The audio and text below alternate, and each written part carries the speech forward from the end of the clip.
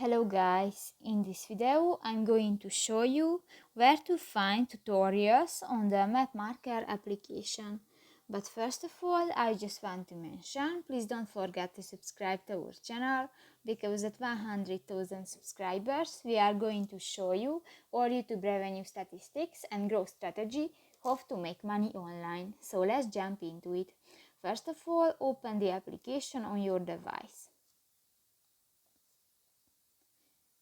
Tap to the three lines at the upper left corner of the screen, and in the help and feedback section, tap to the first option, the settings. Scroll down, and in the places search sources section, tap to the second option, the tutorial. And here you can find information about the application and how to use the MapMaker app.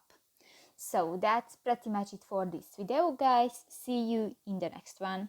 Bye bye.